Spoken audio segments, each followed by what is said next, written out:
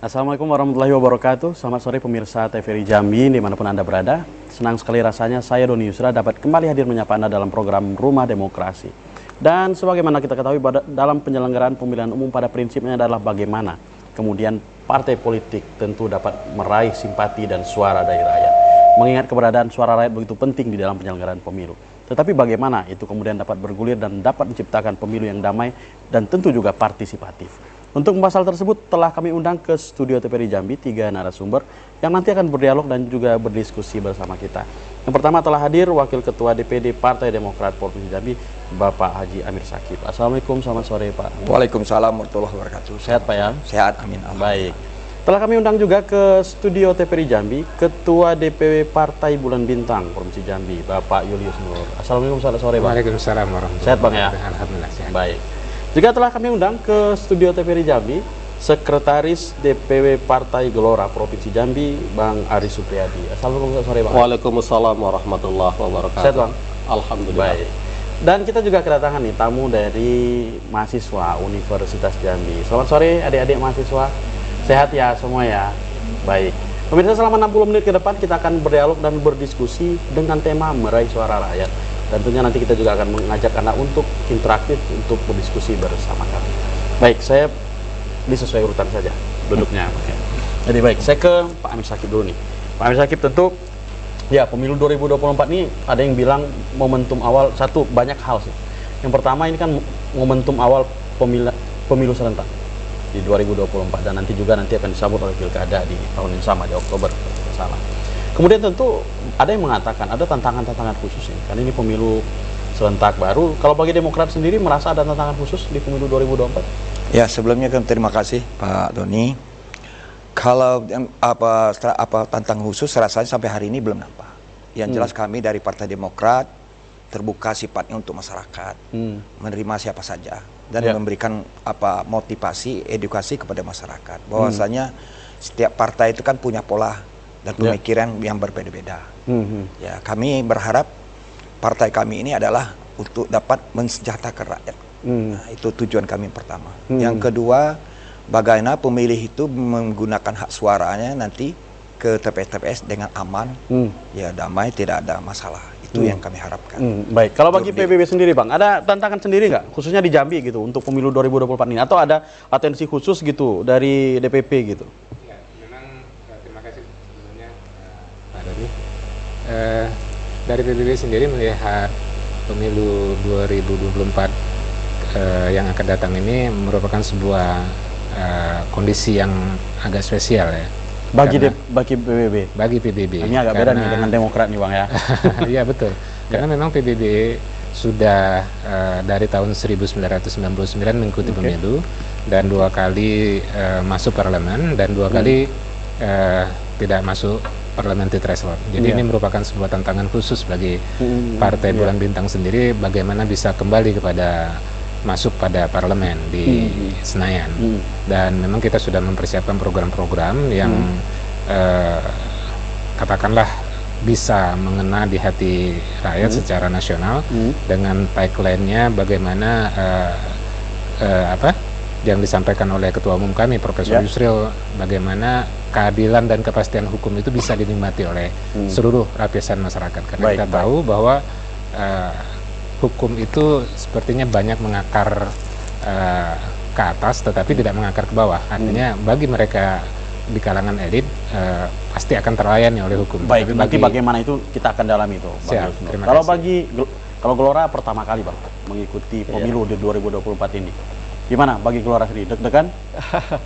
Terima kasih Bung Denny, bahwa betul yang dikatakan bahwa Gelora itu gelombang rakyat Indonesia. Ini adalah first experience kita untuk mengikuti pemilu, karena ini kita baru ulang tahun yang keempat di tanggal 28 Oktober kemarin. Ya, kita lahir partai dalam kondisi kita sedang COVID ya. Jadi kalau dibilang tantangan baik skala provinsi maupun nasional, ini kami cukup besar sekali bagi Gelora. Bagi Gelora.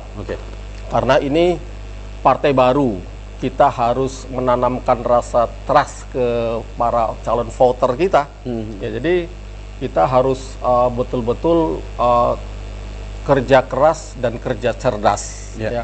Jadi bisa meyakinkan, apalagi di tahun ini kan kita ada bonus demografi ya dari pemilih kita yang 60% itu Pemilih adalah pemula.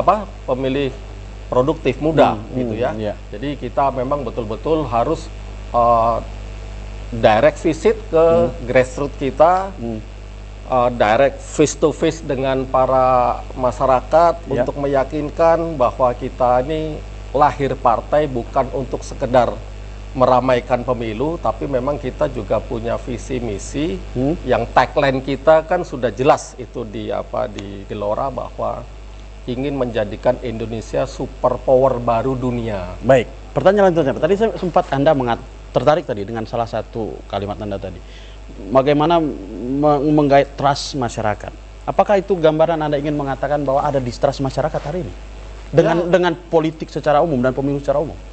Secara general memang masyarakat kita banyak yang apatis ya dengan politik. Anda melihat itu hari ini? Saya melihat seperti itu. Saya juga pertama kali masuk ke partai politik. Tadinya saya juga benci sekali dengan politik ya, karena memang rata-rata ya kita tahulah politik ini kan poli itu banyak, tik itu cara. Tapi banyak cara. Tinggal di sini kita bisa pilih mana yang bagus, mana yang tidak. Tapi kan memang rata-rata memang banyak yang janji-janji tidak terpenuhi dan sebagainya. Nah, untuk itu kita lahir partai ini memberikan keyakinan kepada masyarakat bahwa yang kita usung ini bukan sekedar geloranya, tapi meyakinkan bahwa ini proposalnya adalah negara. Baik. Kita yakinkan. Pertanyaan yang sama Bang Yulis Nur. Anda melihat ada apatisme masyarakat hari ini dengan pemilu? Ya, satu hal yang perlu kita sadari secara bersama bahwa politik itu adalah bagian keniscayaan dalam kehidupan kita. Dalam hal apapun itu? Dalam hal artinya Anda mengatakan politik bukan hanya soal pemilu saja nih? Bukan hanya soal pemilu saja.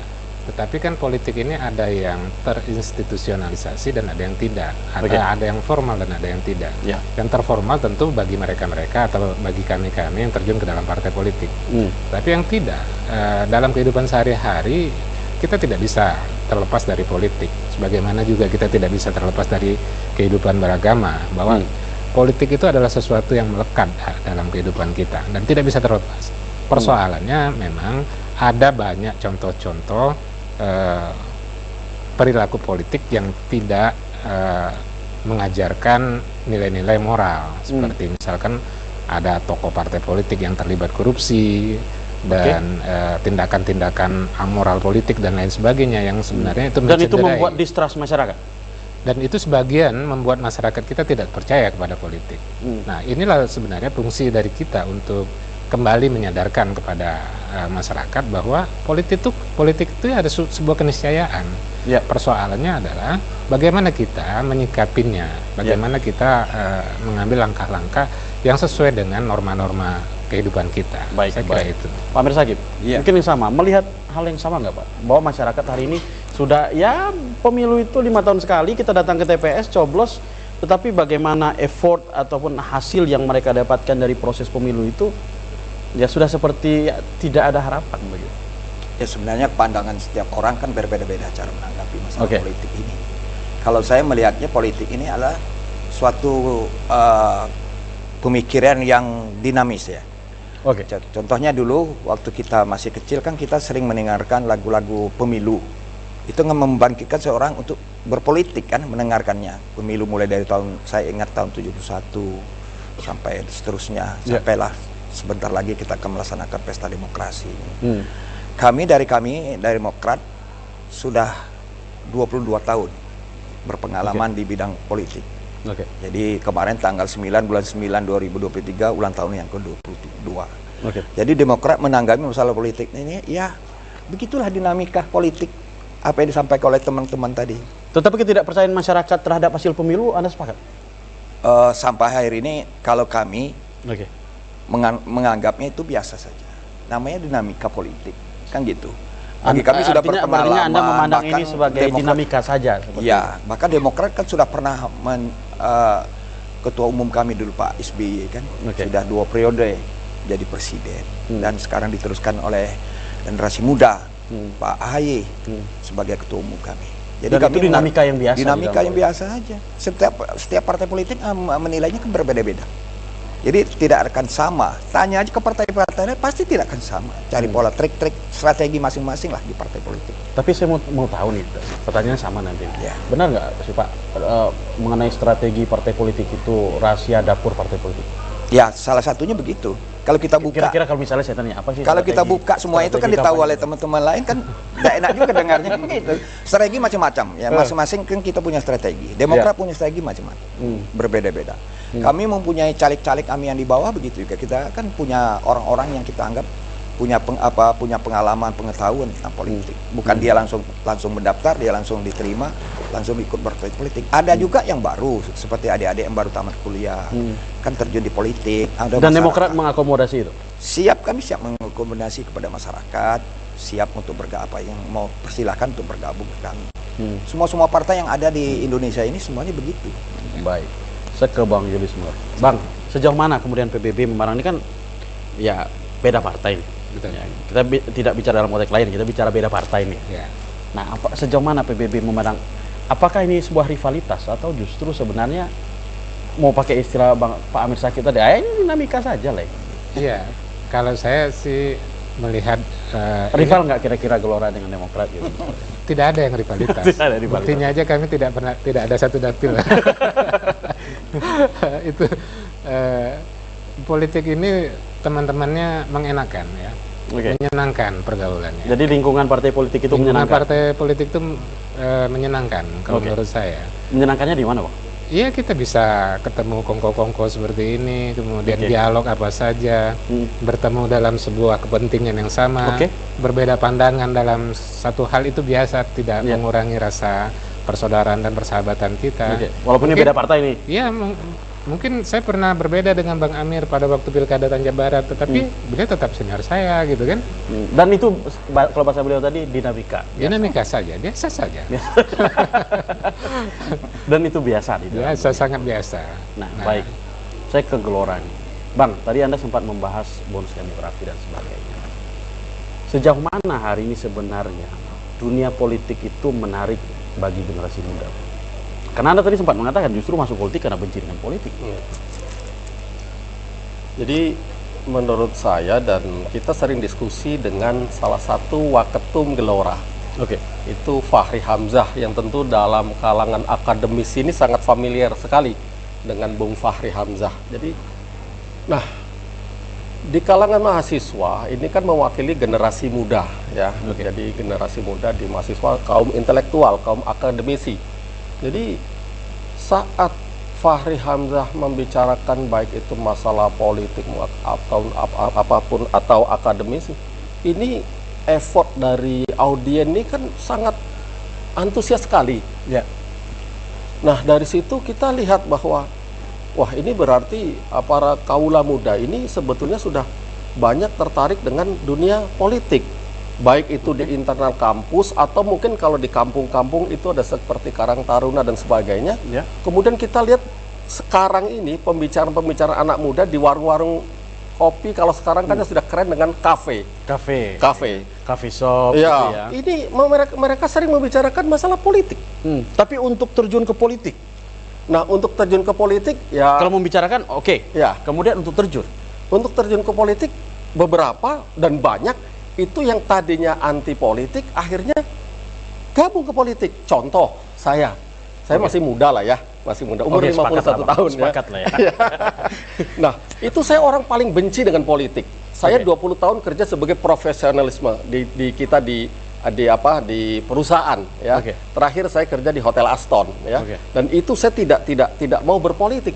Tapi ternyata begitu kumpul dengan teman-teman, wah ini wadah untuk bisa menyalurkan aspirasi kita, kemudian untuk bisa mencapai kekuasaan, kita rupanya harus ke politik. Nah, makanya ya sudah. Jadi politik bukan hanya sarana untuk merebut sebuah kekuasaan atau mendapat sebuah kekuasaan saja. Bukan sekedar itu saja. Makanya seperti yang dikatakan sama Pak Bang Julius ini bahwa politik ini banyak efek dari kita gabung di situ, pergaulan, networking kita ya, kemudian knowledge kita ya. Oke. Banyak sekali di situ. Baik, Benefitnya tuh banyak sekali. Baik, artinya untuk turun ke politik bagi generasi muda masih sangat Banyak. menarik dan Gerbong kami yang masuk ke politik yang sekarang coba di Gelora itu banyak orang-orang yang pertama kali baru terjun di partai politik. Kami Dan KSB Gelora tidak ragu dengan itu. tidak ragu. Kami di DPW itu KSB, ketua, sekretaris, bendahara, itu first experience semua di politik. Baik, kita tanya yang lebih berpengalaman. Oke, Bro. siap. Baik, saya ke Pak Amir Syakib nih. Ini ya bilang pertanyaan serius, memang serius sih Pak. Dari tadi kita serius sebenarnya ya. Salah satu isu Pak, sebelum kita bicara, ini kan berkaitan juga dengan bagaimana masyarakat kemudian tertarik untuk memilih partai politik begitu ya. Dan artinya juga membuat trust masyarakat terhadap pemilu juga muncul. Tapi ada satu isu yang masih, bukan isu lah, fenomena gitu. Fenomena yang masih mengganggu pemilu kita hari ini. Dan kita harus to the point Pak, money politik. Bagaimana kemudian Demokrat di pemilu 2024 memandang money politik itu Pak? Ya sebenarnya kalau saya berpendapat masalah money politik itu kan bukan saat sekarang. Iya. Pemilu-pemilu sebelumnya juga sudah ada. Iya, cerita lama. Namun kita berharap pemilu untuk 2024 kita coba. Jangan sampai terjadi money politik. Ya, kita kan oke. mengharap. Oke. Ya, karena setiap orang punya pemikiran berbeda-beda. Ya, cara mendapatkan sesuatu katakanlah untuk menduduki suatu jabatan di DPR. Atau apa mungkin ya, Ya. kita mungkin ke topik bagaimana meraih simpati masyarakat. Ya. Kalau saya berharap yang paling tepat itu cara bagaimana kita bersosialisasi ke masyarakat, mengajak masyarakat, memberikan informasi bahwa partai kita begini, Oke. tujuan kita begini, visi misi kita begini, supaya masyarakat bisa tertarik. Oke. Kalau masyarakat kita tidak tertarik, rasanya untuk apa sih? Nah, kan gitu. Jadi setiap partai-partai yang ada yang sekarang mengikuti pemilu untuk di Indonesia 24 partai. Ya, Oke, termasuk partai termasuk yang lokal. di lokal Aceh juga Iya. kan gitu kan. Setiap partai mempunyai cara yang berbeda-beda menarik simpati masyarakat, terutama para pemula. Kan meyakinkan bahwasanya politik itu adalah suatu hal yang sangat menarik dan gembira cara menanggapinya. Seperti beliau tadi. Saya kan pengalaman saja secara pribadi. Baik, baik. Mungkin kita tahan dulu Pak. Masih ada yang perlu saya perdalam di Demokrat. Dan tentu partai-partai lain juga. Pemirsa jangan kemana-mana karena Rumah Demokrasi akan kembali setelah pesan-pesan berikut ini.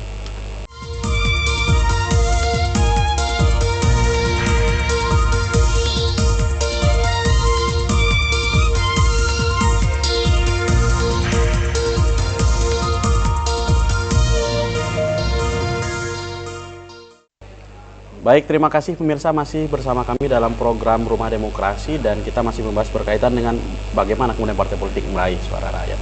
Kita terpotong iklan tadi, Pak Amir Syakib. Kemudian masyarakat perlu penekanan nih, bagaimana kemudian Demokrat berkomitmen untuk pemilu 2024 sepakat untuk kita tidak money politik. Kalau keinginan kita memang demikian. Artinya secara institusional Demokrat menolak money ya, politik. ya, memang begitu. Ya, kita harapkan jangan sampai ada terjadi money politik. Tapi kan kita tidak bisa juga untuk kemungkinan. Namanya oknum kan bisa aja dia berbuat kan. Tetapi secara institusional kita. Ya, secara institusional kita tidak mengharapkan demikian terjadi. Baik. Kalau PBB Bang, Ya, komitmen ke masyarakat untuk tidak money politik. ya secara institusional mungkin semua partai politik sama, termasuk juga Partai Bulan Bintang bahwa tidak menganjurkan atau mengharamkan yang disebutkan dengan money politik itu ya. Cuma realitas di dalam masyarakat kita itu sangat jauh berbeda. Maksudnya Karena Bang, mungkin? realitas di masyarakat kita hari ini itu sangat berharap dengan pemilu ini, pesta demokrasi yang 1 kali 5 tahun. Oke. Justru apa yang mereka harapkan itu adalah pemberian dari para caleg. Dan kita boleh survei, boleh polling dengan caleg manapun, ketika beliau bersosialisasi ke dalam masyarakat, pasti ada sesuatu yang diminta oleh masyarakat. Apakah itu dalam bentuk sumbangan, bahkan ujung-ujungnya nanti mereka akan tanya, wani piro katanya kan begitu. Artinya itu sudah sesuatu yang lazim. Apakah Anda bermaksud ingin mengatakan sebenarnya hal ini tidak bersumber dari keinginan caleg atau partai politik sendiri? Iya, betul. Bahwa Mungkin izin Bang, kita caleg- tahan dulu karena ada penelpon, kita angkat dulu mungkin. Siap. Halo, Assalamualaikum, selamat sore. Halo. Halo, Assalamualaikum. Baik, sepertinya terputus Bang. Gimana tadi Bang? Waalaikumsalam warahmatullahi masih ada penelpon. wabarakatuh. Kita Selamat sore, sapa dulu Bu Bang. Doni. Apa kabar? Seperti Pak Yudi nih, apa kabar Pak Yudi di Telanai? Halo? Halo? Alhamdulillah baik Bu Doni. Baik, silakan singkat saja Pak Yudi. Salam sehat. Baik, silakan singkat saja. Ya, baik, yang saya hormati ya Pak Amir Sakib, yang saya hormati Wakil Ya, Pak Ketua Yudi. DPP Partai Demokrat Provinsi Jambi. Iya, iya Pak Juga Yudi. ada Pak Tuaris ya, Partai Gelora, Sekjen DPW Partai Gelora. Bapak Yulianus Nur, Ketua DPW PBB Provinsi Jambi yang saya hormati. Dan adik-adik mahasiswa yang ada di studio TVRI. Ya. Judul kita ini sangat menarik karena memang kalau kita lihat goal atau tujuan daripada partai politik itu di mana-mana memang berbeda dengan organisasi lain. Harga matinya tujuan adalah memperoleh suara sebanyak mungkin. Ya. Karena ini target. Mereka targetkan caleg-caleg itu. Sehingga dengan demikian banyak berbagai macam cara. Kalau sudah ditargetkan macam-macam cara, bagaimana dia bisa memperoleh suara terbanyak. Baik, baik. Kalau organisasi lain kan nggak mungkin. Baik. Cara orang itu kan namanya orang ada 3 macam, Pak. Baik. Pemilih profesional, ada Baik. pemilih konvensional, ada pemilih instruksional, Baik, ada baik. pemilih NPWP. Itu masih bercokol itu. Nomor Oke. Wanibiro. Tidak bisa itu dilepaskan. Karena kita banyak masyarakat miskin.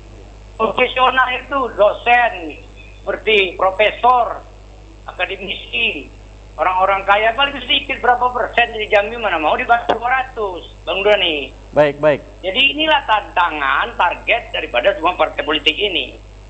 Nah, kembali kepada persoalan tersebut, justru itulah salah satu saya beberapa kali menegaskan nih Bang Doni. Baik. Untuk mengatasi hal tersebut, biar sampai jangan jadi penyelewengan di dalam masyarakat, mahasiswa ini diikut sertakan karena mereka ini kan sudah memperoleh ilmu politik Bang Doni daripada masyarakat. Baik. Ilmu pengantar politik sudah dapat mereka. Baik, Kenapa penyelenggara pemilu partai-partai politik tidak mengikut sertakan mereka? Ada Baik. apa sebenarnya? Baik, baik. Yaitu untuk mencegah hoax, kampanye politik, kampanye hitam, dan lain sebagainya. Mereka sangat menguasai teknologi Baik, di baik. genggaman mereka itu. Baik, Pak Yudi. Jadi itu penyelenggara ini pemilu dan partai politik harus sepakat mengikut sertakan mereka daripada masyarakat miskin lainnya itu. Pasti Baik. mau wani biru. Baik, Pak Yudi. Mungkin kami sudah menangkap poinnya, Pak Yudi. Baik, sepertinya sudah terputus. Baik, kita yang tadi Pak, berkaitan sih dengan apa yang ditanyakan oleh penelpon kita.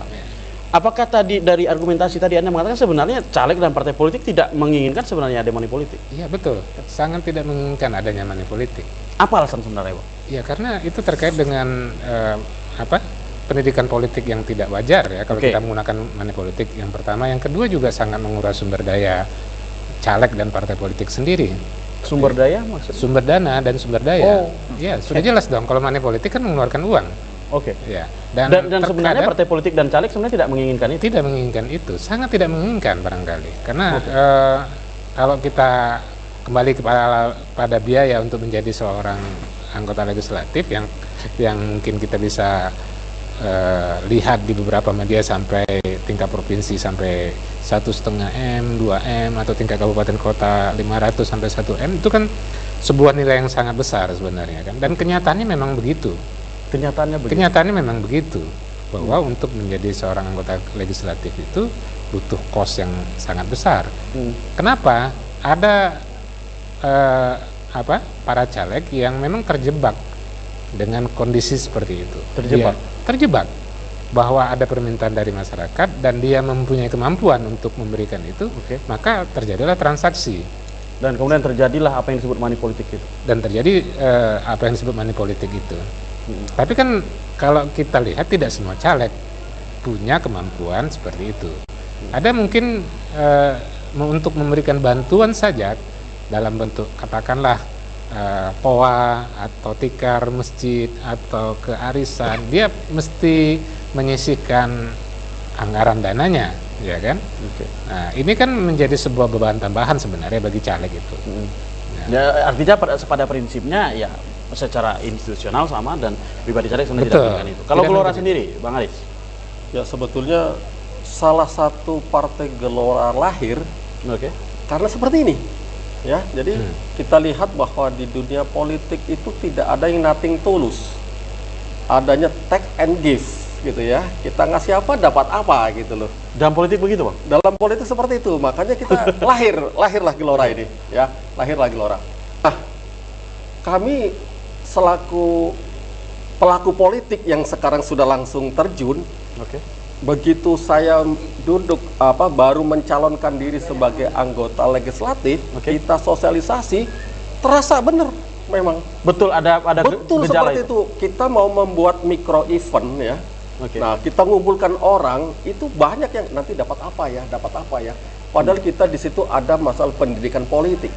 Ya, kita memberikan knowledge bahwa kita di sini ini adu gagasan, adu narasi, ya. Kita adu kapasitas, bukan adu isi tas, ya. Nah, inilah yang harusnya. Oke. Ini yang kami hadapi di sekarang di tingkat grassroots seperti itu, ya. Makanya kami coba untuk memaksimalkan di bonus demografi ini. Salah satunya adalah pendekatan ke kaula muda, termasuk juga ke para mahasiswa dan mahasiswi. Kalau generasi muda masih tergiur nggak dengan money politik? Sebagian iya, sebagian mereka sebetulnya sudah jenuh dengan kondisi seperti ini. Mereka juga. Tapi sudah kalau resah. dominannya yang mana, Bang? Kalau dominannya ya masih 50-50 lah. Kalau mungkin Berarti nggak ada yang dominan kalau ini 50-50 ini ya untuk penilaian saya Oke. ya maybe yes maybe no lah ya. Tapi kita di lapangan seperti itu lihat bahwa khususnya untuk di kaula yang menengah ke bawah ini memang dijadikan ajang pendapatan 5 tahunan sekali. Dan lagi-lagi ini bahwa sudah sebenarnya partai tidak menginginkan itu. tidak menginginkan. Ini sudah mendarah daging. Ini terjadi pasti karena ada yang memulai. Pasti ada yang memulai. Sehingga kami terasa, saya kan maju dari Tanjung Jabung Timur ya, di daerah pedesaan itu ya. Ternyata di sana juga banyak sekali caleg-caleg yang seperti ini jarang turun ke tingkat grassroots untuk sosialisasi. Karena mungkin bisa jadi mereka mainnya di last minute. Kita bukan suuzon ya. Tapi saya bisa mengukur bahwa saya rajin datang ke mereka-mereka ini dan ternyata kompetitor kita jarang sekali melakukan itu gitu. Nah, ini sih sebuah ya opportunity lah untuk kita ya. Jadi mudah-mudahan ini bisa kita lakukan teruslah dengan cara terus. Tapi inilah kegelisahan kami, kerisauan kami bahwa untuk NPWP ini sudah betul kata penelpon tadi, ini sudah mendarah daging sekali. Baik. Apakah ini bisa dihilangkan? Bisa. Susah, sangat susah. Tapi bisa. Kami berjuang di Gelora untuk cita-cita itu. Bisa jadi saya dan teman-teman belum menikmati hasilnya. Bisa jadi ya, karena ini perjuangannya panjang. Tapi mudah-mudahan anak cucu kita bisa menikmati apa yang kita perjuangkan. Sehingga kos politik, money politik akan jauh turun. Untuk menghilang mungkin tidak, akan jauh turun. Sehingga yang duduk sebagai legislatif, sebagai kepala daerah, begitu dilantik, hari pertama dia sudah kerja untuk rakyat. Baik. Nah, saya ke Pak Amir Syakib nih. Tadi kita udah bahas yang melawan hukum, Pak. Money politik. Tetapi ada yang dia tidak melawan hukum, tapi sangat penting nih dalam politik. Namanya kos politik, biaya politik. Boleh tahu nggak, Pak, bocoran gitu? Kos politik itu besar nggak sih, Pak? Ya, terima kasih sekali lagi Pak Yudi. Ini Besar sudah nggak kos menjurus politik? masalah pembiayaan. Tapi itu ini bukan urusan dapur kan? Ya. Yang nggak boleh disampaikan ke Jadi masyarakat. yang kita alami, kos politik itu pasti ada. Namanya politik. Ya. Dan hal ini Contohnya kan tidak aja ada ini. kita untuk buat alat peraga, Alat peraga. untuk APS ya. Kalau sekarang Alat masih peraga ya. sosialisasi namanya. Itu kan dibatasi nanti sampai tanggal 4 Ya, dan kemudian November ya. ya.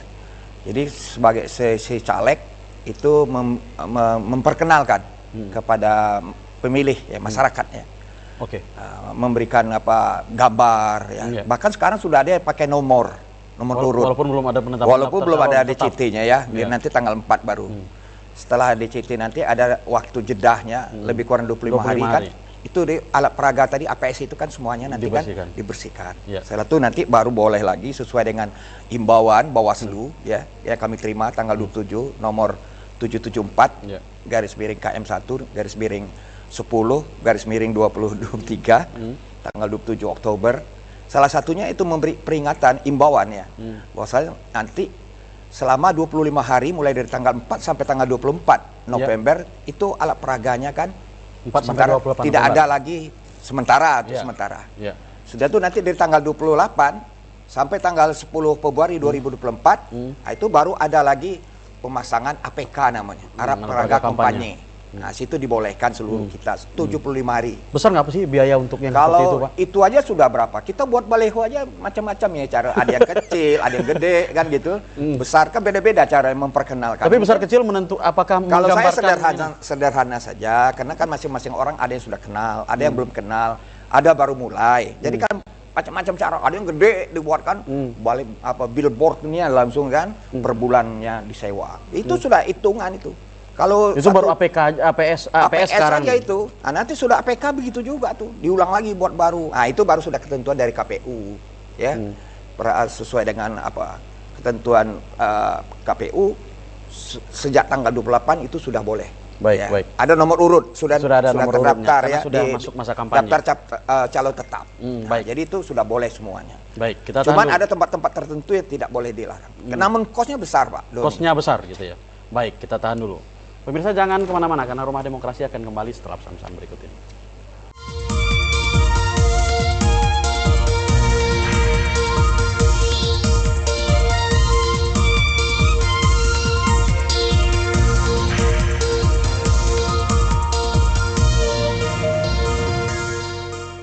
Yang pernah saya lakukan. Baik, di terima lapangan. kasih pemirsa masih bersama kami dalam program Rumah Demokrasi dan kita masih bahas berkaitan dengan bagaimana kemudian partai politik meraih simpati dan suara dari rakyat. Baik, kita minta tanggapan nih dari kawan-kawan mahasiswa. Silakan. Saya Delia, izin bertanya kepada Bapak-Bapak sekalian mengenai tanggapan yang ada di masyarakat nih. Siapapun yang menjadi wakil rakyat atau apapun siapa yang menjadi pemimpin, masyarakat itu tetap melarat atau tetap gini-gini aja gitu, Pak. Oke. Sebagai contohnya itu kayak ada dana atau bantuan yang turun ke masyarakat tapi salah sasaran.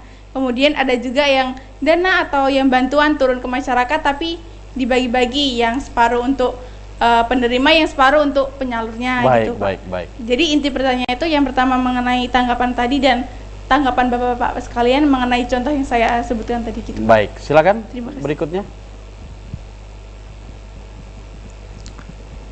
Selamat sore Bapak-bapak sekalian, saya Afrizal. Pertanyaan saya, peran anak muda dalam pemilu 2024 itu kan sangat besar bagiannya.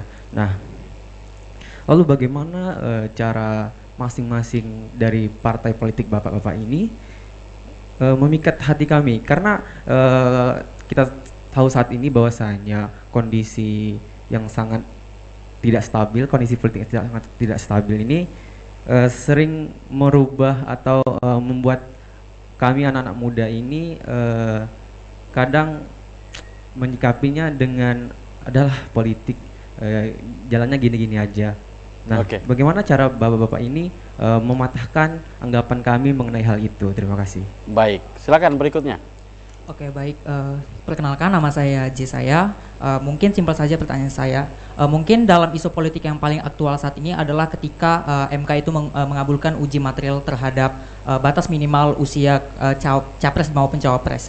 Nah, di tengah masyarakat terjadi kekeosan gitu atau kekacauan. Mereka tidak sepakat akan adanya pengabulan terhadap uji material tersebut. Namun saya ingin bertanya, bagaimana tanggapan koalisi dari partai politik yang terkait soal itu? Apakah bapak-bapak sekalian harus bersikap pro atau kontra pada akhirnya? Karena hal ini juga kita tidak berbicara soal hal-hal yang tumbuh di tengah masyarakat, tapi kita berbicara soal citra ataupun bagaimana citra dari capres ataupun mungkin pemimpin yang akan diusungkan sebagai pemimpin dari suatu daerah ataupun negara itu sendiri. Terima kasih, Pak. Baik. Mungkin saya mau ke Bang Yulis nih, Bang. Sebelum kita mungkin ada beberapa pertanyaan kemudian relate ya dengan ini. Apa namanya rekan-rekan mahasiswa. Akhirnya masih terlihat ini, Bang. Kemudian bahwa generasi muda ya merasa mereka punya potensi dong hari ini. Di saat generasi muda hari ini kemudian segmentasi kemajuan ilmu pengetahuan teknologi itu kan memang menyasar generasi muda. Tapi masih ada pertanyaan bagaimana kemudian menggait mereka. Ya. Tapi ini bukan rahasia rumah tangga partai kan, Bang? Ya, bagaimana bisa menggait generasi muda ini memang sebuah tantangan khusus bagi partai politik. Nah, PBB sendiri menampilkan tokoh-tokoh muda di dalam caleg-calegnya untuk meraih suara di kalangan generasi muda ini. Akomodatif tidak untuk generasi muda misalnya? Saya kira cukup akomodatif. Sebagai contoh, kami di Partai Bulan Bintang misalkan ada melibatkan beberapa mahasiswa yang sudah kita tarik untuk menjadi caleg, dan tentu mereka sudah memahami visi dan misi Partai Bulan Bintang, dan ini kita jadikan role model bahwa sebenarnya mahasiswa itu tidak ada salahnya untuk terjun di dalam partai politik. Nah, dan kemudian bagaimana membuat kemudian itu menjadi menarik? Dengan bahasa mereka sendiri, ya. Bahasa mereka sendiri, bersosialisasi di tengah-tengah kalangan mereka dengan cara mereka yang apabila kita, ya kalau katakanlah saya kan sangat beda generasi nih, ya kan? Tapi masuk generasi muda lah, Pak. Ya alhamdulillah kalau masih generasi muda. Tentu cara-cara yang dilakukan oleh teman-teman kita yang masih kalangan mahasiswa dan pemuda itu punya karakteristik yang berbeda dengan saya sendiri, ya kan? Kalau saya lebih mungkin kepada pendekatan-pendekatan yang lebih formal karena itu terkait dengan style dan gaya masing-masing. Tapi kalau teman-teman dengan pemuda dan mahasiswa ini, mereka lebih cenderung kepada masuk pada komunitas Vespa misalkan, komunitas belajar mereka dan lain sebagainya. Artinya bagaimana berkampanye sesuai dengan segmennya? Sesuai dengan segmennya, gitu. Baik. Dan kita bagi saja bahwa ente lebih pas untuk masuk ke segmen mahasiswa, silakan masuk ke sana, dan saya tidak garap. Bagian abang di sini seperti itu. Jadi di partai politik itu ada bagi-bagi gitu juga, Bang ya? Bukan bagi-bagi lah, apa ya namanya? Bukan. Ya? Ini kan bagian punya dari segmen strategi. masing-masing gitu ya. Punya segmen masing-masing. Dan itu hukum tidak tertulis yang dipakai. Hukum tidak tertulis yang memang kita jalankan gitu kan. Baik, saya ke Bang Aris. Ada pertanyaan ini, Bang.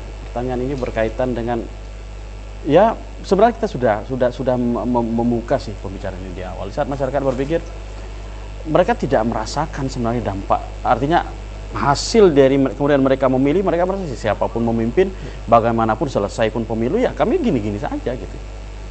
Apakah memang pemilu itu memang merubah kehidupan masyarakat sebenarnya? Ya, sebetulnya iya. Karena itu gunanya pemilu. Ya, dalam setiap 5 tahun sekali kita ada pemilu adalah supaya bisa memberikan kebijakan-kebijakan, aturan-aturan yang baru yang sifatnya itu untuk kemaslahatan umum ya. Nah, pertanyaan yang pertama dan yang kedua tadi, ini saya summary-kan saja bahwa kenapa rakyat begitu-begitu saja. Saya pernah ikut seminar dengan KPK. Ya, jadi alhamdulillah dikasih kesempatan kita langsung dengan KPK, dan KPK memberikan data, salah satu dalam isi seminar itu memberikan data kepada kita bahwa caleg yang duduk baik itu dari tingkat kabupaten, kota, provinsi maupun pusat, ini data ya, 95% adalah yang main uang. Ini data KPK loh, bukan data saya. Silahkan cross check aja. Yang duduk ya. Nah, maksudnya gini, saya ralat ya, tingkat keterpilihan caleg yang main uang itu adalah 95%. Tingkat keterpilihan. Iya, jadi memang ini masih besar pengaruhnya, besar sekali, masih besar sekali pengaruhnya money politik ini ya. Kemudian untuk orang yang pernah punya jasa di daerah tersebut, misalnya di suatu dapil ya, dia punya jasa dan jasa itu sangat berguna bagi masyarakat umum, tingkat keterpilihannya itu 75%. Ya. Kemudian orang ini pinter, jujur, kemudian mobilisasinya juga ya agresif ya. Tapi dia tidak punya sumber daya, dalam hal ini materi. Tingkat keterpilihannya itu cuma 25%. Nah ini, maka dari data KPK ini sinkron dong dengan pertanyaan yang pertama tadi. Kenapa banyak caleg terpilih tapi kondisinya begini-begini saja? Ya iya, karena data sudah menunjukkan tingkat keterpilihan 95% itu pakai uang. Otomatis kan bukan dari kualitas caleg itu sendiri, ya, tapi karena ada sumber daya yang mendukung. Ini data KPK. Oke. Nah, gitu. Nah, untuk yang pertanyaan kedua dari Afrizal ya. Nah, ini supaya tertarik gimana? Gelora mempelopori ya dari elit partai mengatakan bahwa selama kampanye pemilu ini jauh-jauh hari harusnya KPU memberikan banyak panggung untuk para caleg, untuk para kepala daerah atau mungkin calon presiden dan wakil presiden untuk bukan debat tapi adu narasi Di depan masyarakat. di depan masyarakat. Sering-sering ini forum-forum seperti ini harus sering supaya apa? Masyarakat bisa menilai siapa yang mesti saya pilih ini. Tidak seperti beli kucing dalam karung gitu loh ya. Nah, ini Gelora sangat mempelopori seperti ini. Baik. Makanya begitu kita diundang seperti ini, ketua mungkin lagi di luar kota, saya langsung nih ya.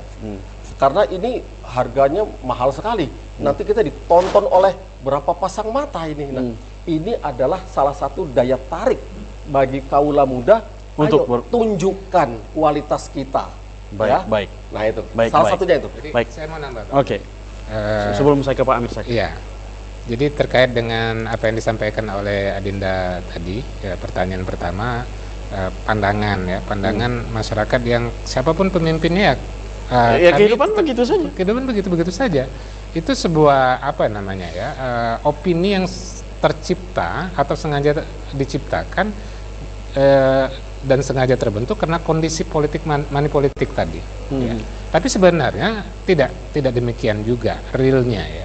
Saya pernah di DPRD Kota Jambi ya, 2014-2019 dan mungkin Bang Aryas ini adalah salah satu konstituen saya pada waktu saya bersosialisasi, betul ya Bang ya?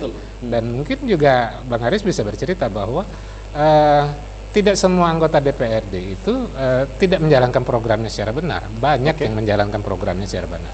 Banyak membawa program-program pemerintah untuk didekatkan kepada konstituennya. Dan itu saya lakukan pada waktu itu. Dan tapi memang opini secara umum yang terbentuk seperti yang disampaikan oleh Adinda kita tadi. Tapi sebenarnya secara umum tidak seseluruhnya seperti itu. Cuma blow up-nya saja demikian. Tetapi banyak anggota-anggota dewan kita yang bekerja secara benar. Baik. Kita tahan dulu Bang, kita harus break iklan. Terima kasih. Pemirsa jangan kemana-mana karena Rumah Demokrasi akan kembali setelah pesan-pesan berikut ini.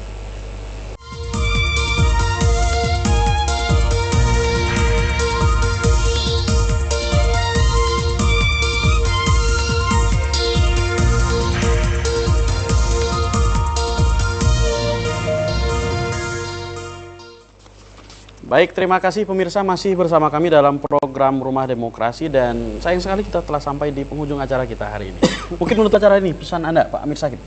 Ya, pesan saya pada pemilih ya untuk pemilu 2024 yang akan datang, mari bersama-sama kita memilih, datang ke TPS ya, itu ya ajakan saya. Gunakan hak suaranya, jangan jadi golput. Jangan golput. Baik. Siapapun yang Anda pilih, hati nurani yang berkata. Baik. Itu saja harapan saya. Kami dari Partai Demokrat mengharapkan jangan sampai ada golput. Baik. Intinya jangan golput dan datang ke TPS. Tujuan kami adalah bagaimana politik ini bisa berjalan jujur, aman dan damai. Baik. Pak Julius Nur, pesannya untuk masyarakat. Ya, pertama kita menghimbau kepada seluruh lapisan masyarakat, khususnya para generasi muda, mahasiswa, fokus lagi kepada mahasiswa untuk memanfaatkan hak pilihnya sebaik mungkin, semaksimal mungkin dengan memilih pilihan tidak berdasarkan iming-iming ataupun uang. Itu yang pertama. Yang kedua, mari kita selenggarakan pesta demokrasi ini dengan rasa senang, bahagia, dan gembira karena memang ini adalah pesta kita semua. Karena antara partai politik juga bahagia gitu ya. Dan antar kita juga sebenarnya sangat-sangat bahagia. Baik. Bang Ari Supriyadi.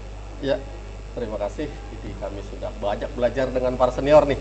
Tapi kita juga himbau kepada seluruh mahasiswa yang hadir juga ini sambung lidah ke seluruh masyarakat bahwa ayo kita laksanakan pemilu ini dengan yang damai. Beda pilihan itu biasa. Ya, tapi siapapun yang terpilih mudah-mudahan itulah yang terbaik ya. Baik. Atau mungkin yang paling tepat ya. Baik. Man of the moment ya, siapa yang paling tepat ya. Jadi kami dari Partai Gelora sangat menghimbau sekali karena kepesertaan dalam pemilihan ini masih persentasenya masih kurang. Jadi tolong diajak masyarakat untuk datang ke TPS mencoblos pilihan masing-masing. Mudah-mudahan dengan kondisi negara kita yang kaya seperti ini, langit kita itu terlalu tinggi, tapi kita terbang terlalu rendah. Ya. Maka dari mahasiswa sendiri mempeloporin, ayo buat pemilu yang bersih. Pilih wakil-wakil rakyat kita yang betul-betul punya integritas, punya kualitas. Baik. Bukan karena amunisi. Kalau kita katakan, don't you say impossible, but you say I am possible. Baik. Terima kasih atas kehadirannya, Bang Ari Supriyadi, Pak Julius Nur, dan Pak Amir Sakib dalam dialog Rumah Demokrasi di Sayang sekali waktunya singkat betul, Pak. Baik pemirsa, demikian tadi dialog singkat kita. Pada prinsipnya adalah bagaimana kemudian juga masyarakat menggunakan hak pilihnya dengan baik, kemudian partai politik dan seluruh peserta pemilu juga dapat menggunakan dalam artian menjamin terciptanya pemilu yang demokratis dan tentunya juga aman, damai, dan juga tercapainya tujuan-tujuan pemilu itu sendiri. Dan akhirnya saya Doni Surat undur diri dan tentu kita akan jumpa lagi minggu depan. Assalamualaikum warahmatullahi wabarakatuh.